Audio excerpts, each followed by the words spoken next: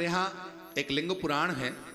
लिंग पुराण में कथा आती है कि एक बार ये भगवान शंकर का दर्शन करने के लिए कैलाश पर गए, तो देवी भगवती भवानी वहां पर बैठी हुई थी, आपस में बात कर रहे थे पति पत्नी। तो ये बाबा लोग तो सिद्ध महापुरुष से सीधे पहुंच गए।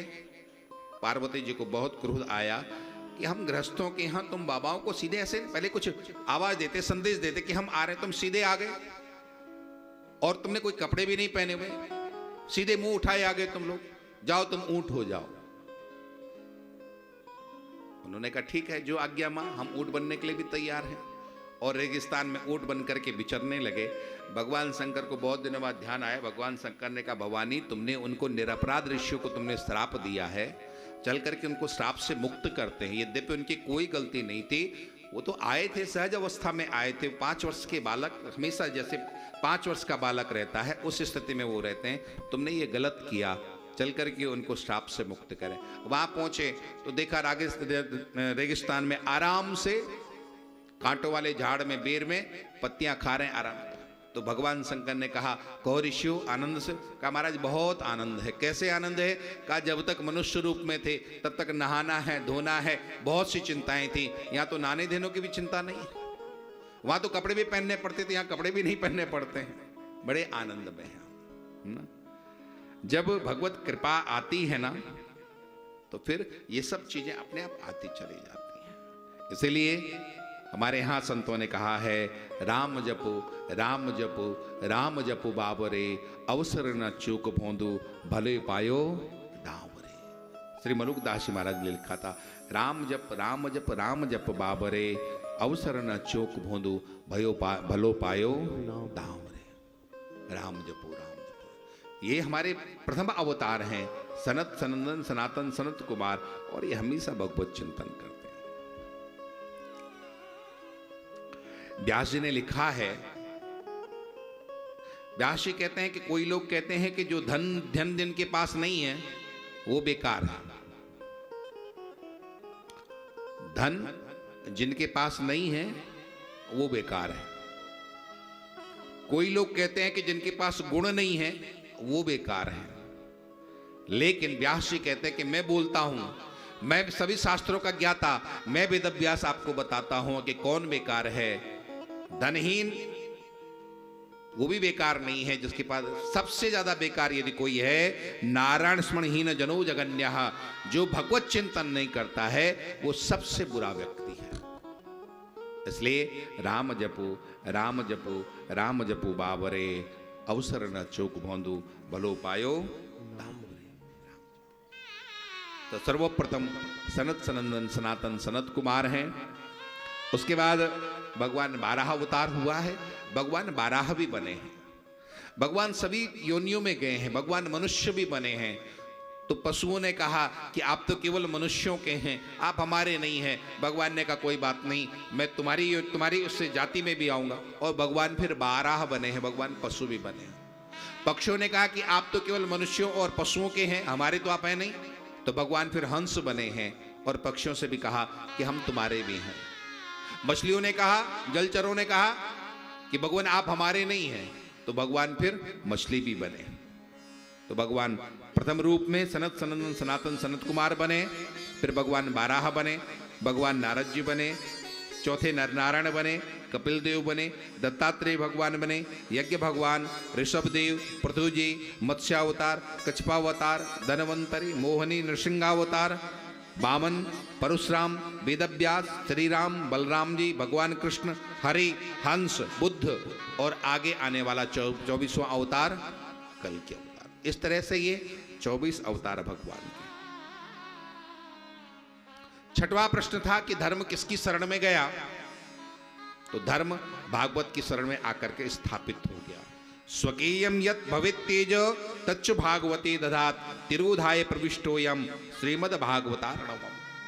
भगवान का वो दिव्य तेज भागवत में आकर के समाहित हो गया, और उसी दिन से इस भागवत में भगवान कृष्ण निवास करते हैं। इसलिए यहाँ पर धर्म भी निवास करता है।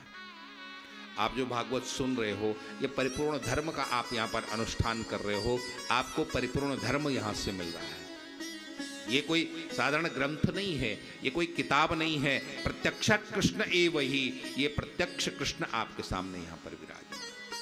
श्री भागवत भगवान की जय। सूत जी ने कहा, ऋषियों आपने 6 प्रश्न हमसे पूछे थे और ये 6 प्रश्न हमने पूरे किए। ऋषियों ने कहा, भगवान नहीं नहीं, आप और हमें और आगे सुनाने की कृपा करें। ये भागवत के रचयिता कौन है, ये भागवत के वक्ता कौन है, और भागवत के श्रोता, ये भी हम सुनना चाहते हैं। और यहाँ पर एक बहुत प्यारा प्रश्न किया है ऋषियों ने कि भगवान हमने सुना है कि सुखदेव जी ने राजा परीक्षित को 7 दिन तक कथा सुनाई है। और सुखदेव जी कौन थे? सुखदेव जी वो थे जो किसी के घर जाते नहीं थे, क्योंकि क्या चाहिए उनको कथा सुनाने के बदले? कुछ भी तो नहीं चाहिए। क्यों सुनाए वो किसी को कथा? जिसको शरीर पर कपड़ों की भी आवश्यकता नहीं है, वो किसी से क्या मतलब रखेगा? लेकिन सुखदेव जी जिसके घर चले जाते थे, कभी एक आध बार किसी के घर पहुंच जाते थे भिक्षा लेने के लिए, तो यहां भागवत में ऐसा लिखा है, तीर्थी कुरुवस तदाश्रमः, जिसके घर में भी चले जाते थे उसका घर घर नहीं, वो घर भी तीर्थ बन जाता था। मतलब ये है कि कोई वो सिद्ध महापुरुष, कोई वो दिव्य आत्मा जब आपके घर में पधारता है तो आपका घर घर नहीं रह जाता, आपका घर तीर्थ बन जाता। तीर्थ का मतलब है परम पवित्र बन जाता है। इसलिए तो संत आपके यहां आते हैं ना, नहीं आते? आप तो बहुत पुराना हमारे गुरु परंपरा से जुड़ा हुआ परिवार है। हमारे यहां संतों को आमंत्रित करते हैं ना। क्यों करते हैं संतों को आमंत्रित, निवेदन क्यों? क्योंकि वो संत जब आपके घर में आते हैं तो वो घर घर नहीं रह जाता है, वो क्या बन जाता है? बाबा सूर ने लिखा था,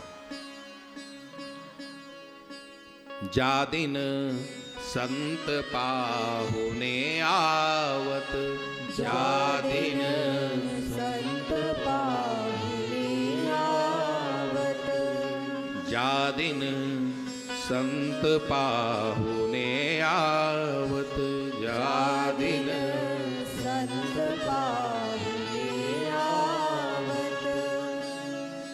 जिस दिन वो संत महापुरुष आपके घर में मेहमान बन करके आते हैं ना, तो फिर क्या होता है?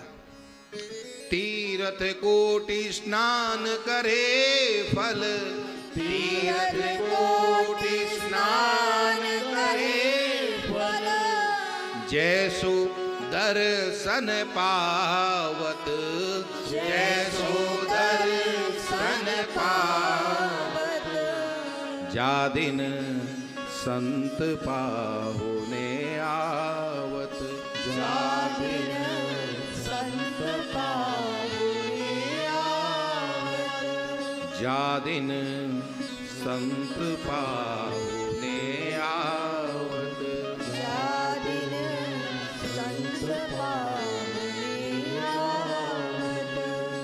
मन क्रम वचन और नहीं जानत, मन क्रम वचन और नहीं जानत, सुमिरत और सुमिरावत, सुमिरत और सुमिरावत, सुमिरत और सुमिरावत, जा दिन संत पाहुने आवत, जा दिन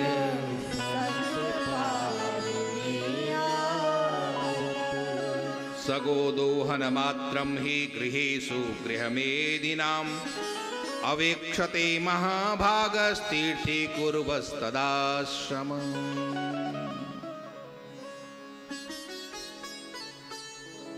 जब संत आपके घर में आते हैं तो आपके घर में कीर्तन होता है, प्रवचन होता है, यही तो होता है। मन क्रम वचन और नहीं जानत, सुमिरत और सुमिरावत, स्वयं स्मरण करते हैं और आपको भी स्मरण कराते हैं। यही तो संतों का काम है, और काम ही क्या संतों का।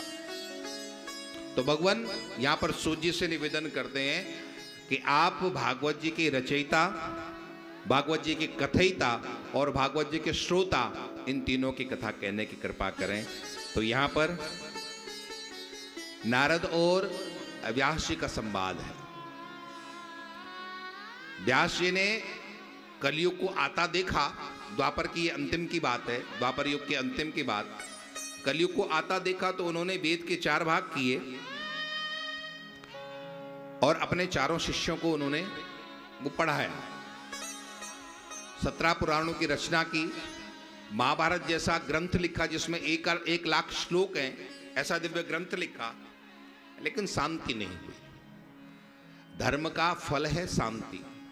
आप जब कोई यज्ञ करते हो, आप ये भागवत का अनुष्ठान कर रहे हो, इसके बाद आपको यदि आनंद न आए तो समझ लेना कुछ त्रुटि हमसे हो गई है। व्यास जी ने इतना बड़ा धर्म कार्य किया और उसके बाद भी शांति नहीं हो रही है, तो व्यास जी ने उदासी में बैठे हैं और उधर से नारद जी महाराज श्रीमन नारायण नारायण करते हुए आ गए। पूछा है व्यास जी ने कि महाराज मुझे शांति क्यों नहीं मिल रही है, क्या हो रहा है? ये मैंने इतना बड़ा भगवत कार्य किया और उसके बाद भी जो आनंद आना चाहिए, जो संतुष्टि मिलनी चाहिए, वो नहीं मिल रही है, क्या कारण है?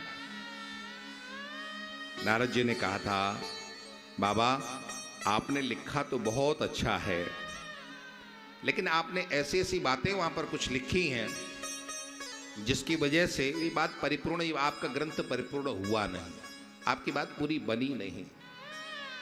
आपने नरकों का, पाप से व्यक्ति को बचाने के लिए नरकों का भय दिखाया है कि पाप करोगे तो नरक जाओगे। तो अच्छा, ऐसा कोई अच्छा समाज तो नहीं होता ना। अरे चोर पुलिस की वजह से चोरी ना करे तो सज्जन तो नहीं हो जाता ना। व्यक्ति भय से नहीं, प्रेम से भगवत चिंतन करे और उसके अंदर पाप की प्रवृत्ति ना हो, ऐसा कोई धर्म ग्रंथ आपको लिखना चाहिए। आपने बहुत विद्वत्तापूर्ण वहां पर लिखा है। भगवत आराधन के लिए विद्वत्ता नहीं चाहिए, भगवत आराधन के लिए वहां पर भाव चाहिए। आप भाव का ग्रंथ लिखिए। बहुत शब्द भगवान को प्रिय नहीं है, भगवान को प्रिय है भक्त का भाव।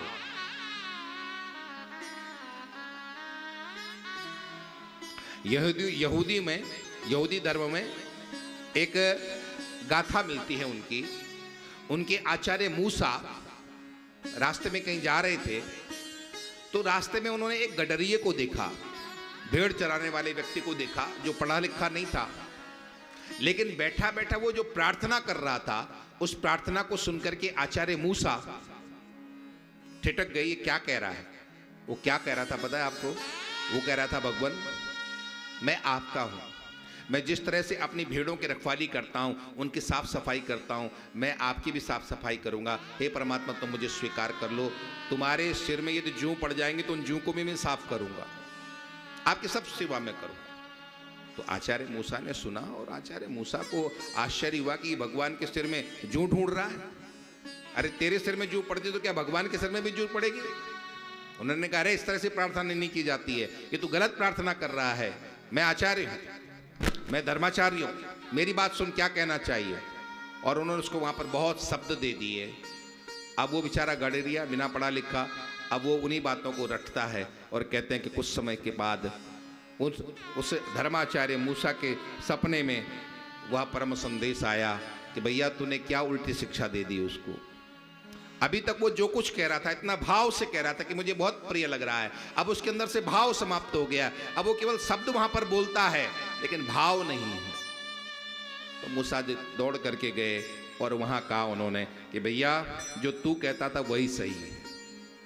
परमात्मा शब्द से प्रभावित नहीं होते हैं, परमात्मा किससे प्रभावित होते हैं? भाव से। भाव से आप जो कुछ कहते हो परमात्मा उसी को स्वीकार करते हैं। और बिना भाव के आप पूरा वेद भी भगवान के सामने पढ़ लो, कोई बहुत ज्यादा फर्क नहीं पड़ता परमात्मा का। भाव का भूखा हूं मैं बस, भाव ही एक सार है, भाव से जो मुझको भसते उनका बेड़ा पार है। इसलिए तो जो भगवत चिंतन वाले महापुरुष होते हैं वो कभी भी भगवत आराधन के अलावा और कोई बात नहीं करते। हमारे इसी ब्रज में गोवर्धन में एक संत हुए कुम्मन दास जी महाराज। कुम्मन दास अकबर के जमाने की बात है, तो आगरा के पास सीकरी है, अकबर वहां रहते थे। तो कुम्भनदास जी के पदों को सुन करके जब प्रभावित हुआ अकबर, तो अकबर ने कहा कि कुम्भनदास को लेकर के आओ। अब राजा का संदेश था, कुम्भनदास को जाना पड़ा। पैदल पैदल कुम्भनदास गए वहां सीकरी। अकबर ने कहा बाबा सुनाओ कुछ। तो अकबर के दरबार में जो भी सुनाने आते थे अकबर की प्रशंसा करते थे, लेकिन कुम्भनदास को जब सुनाने के लिए कहा गया तो कुम्भनदास ने कहा, शब्द है यहाँ पर, संतों को तेरे राज्य से क्या मतलब है? संतन को कहा सीकरी सो काम, हम तेरी प्रशंसा क्यों करें, हमें तुम्हें से क्या चाहिए? अरे जिनको मुख देखने से पाप लगता है ऐसे तुझे प्रणाम करनी पड़ी मुझे, इससे बड़ा दुर्भाग्य मुझे क्या होगा? आवत जात पनैया टूटी, भूल गयो हरि नाम। तेरे यहाँ आते समय मैं इतना व्यथित था कि भगवान नाम भी मैं भूल गया। मैं रोज ठाकुर जी का दर्शन करता हूं, मेरे ठाकुर के दर्शन छूट गए। उन्होंने कहीं पर भी अकबर की प्रशंसा नहीं की, लेकिन अकबर ने वो शब्द सुने तो अकबर प्रभावित हुआ। अकबर ने कहा बाबा मांगो, क्या चाहिए तुमको? और लोग मेरी प्रशंसा करते हैं, मैं अपनी तरफ से उन्हें देता हूं। तुमने मेरी प्रशंसा नहीं की है, लेकिन तुम्हारे हृदय में परमात्मा के प्रति सच्चा प्रेम है, मांगो क्या चाहिए तुमको? तो वहां पर कुम्भनदास जी ने कहा था, एक ही चीज मैं मांगता हूं राजा, फिर कभी मुझे दोबारा इस अपने राजमहल में मत बुलाना, यही मैं तुमसे मांगता हूं। भगवत भक्त प्रपंच में नहीं पड़ता है, भगवत भक्त तो सीधी सादी बात कह करके अपने ठाकुर को रिझाता है, अपने परमात्मा को रिझाता है। या नारद जी कहते हैं कि मैं पूर्व जन्म में एक दासी पुत्र था और संतों का मैंने संग किया, संतों के सन्निधि मुझे मिली और मैं आज दासी पुत्र होते हुए भी आज मैं देवर्षि नारद हूं। क्यों? क्योंकि मुझे संतों का संग मिला। मेरी माँ दासी थी और दासी रहते हुए मेरी माँ संतों की सेवा, जिसके यहाँ काम करती थी उसके यहाँ संत आए 4 महीने तक रहने के लिए, चतुर्मास करने के लिए, और मेरी माँ भी उनकी सेवा में रहती थी और मैं भी उनकी सेवा करता था। और आज संतों की कृपा से आज मैं देवर्षि नारद हूँ, देवताओं का भी मैं राजा, मैं देवताओं में भी पूज्य हूँ, देवता भी मुझे वंदन करते हैं। इसमें मूल कारण क्या है? संतों की कृपा।